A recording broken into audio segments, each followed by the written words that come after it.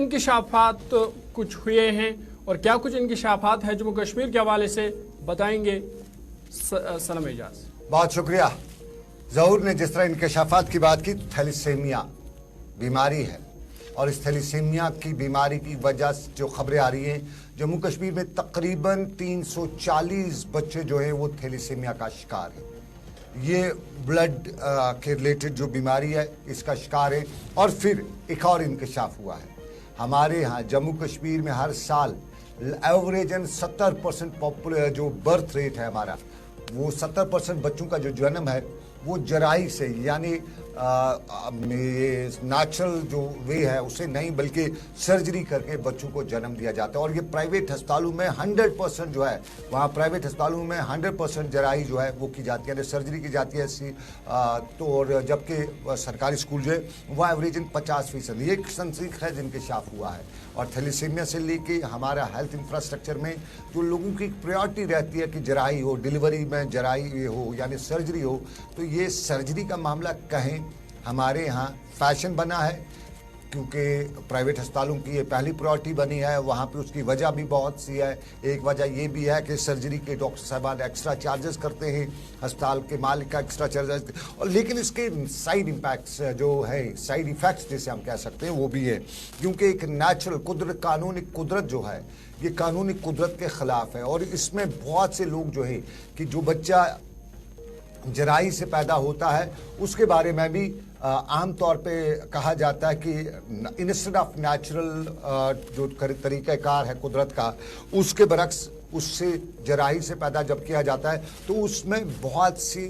Issues रहते हैं। इरफान फाजिल जो हमारे साथी हैं, वो उनसे हम जानेंगे कि वाकई में एक तो ये मामला है कि ये थैलीसीमिया क्या है, थैलीसीमिया की बात करेंगे, और उसके साथ साथ ये जराही जो है ये फैशन है। इरफान, बहुत शुक्रिया इरफान, ज़रा ये बता दीजिए, थैलीसीमिया के बारे में आप जांच कर रहे थे, आप डॉक्टर से पूछ रहे थे, आप सुबह चूँकि मेडिकल प्रोफेशन से आप है नहीं, लेकिन डॉक्टर्स वगैरह से पूछने के बाद जो 340 की तादाद आ रही है जम्मू कश्मीर में, ये क्या वजह है, कुछ पता चला?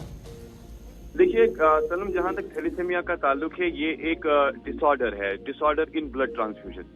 ये बताया जाता है कि जो मेडिकल एसेंशियल सर्वे है, खास तौर पर देखा जाए तो डिस्ट्रिक्ट राजौरी को लेकर एक पेरेंट ने बताया था थैलेसा डेयरी सेंटर के बारे में, जो कि एक हार्ट ब्रेकिंग था, क्योंकि हमने देखा कि इसमें कई ऐसे डिसऑर्डर पेशेंट्स, कुछ ऐसे बच्चे आए थे जिनकी उम्र तकरीबन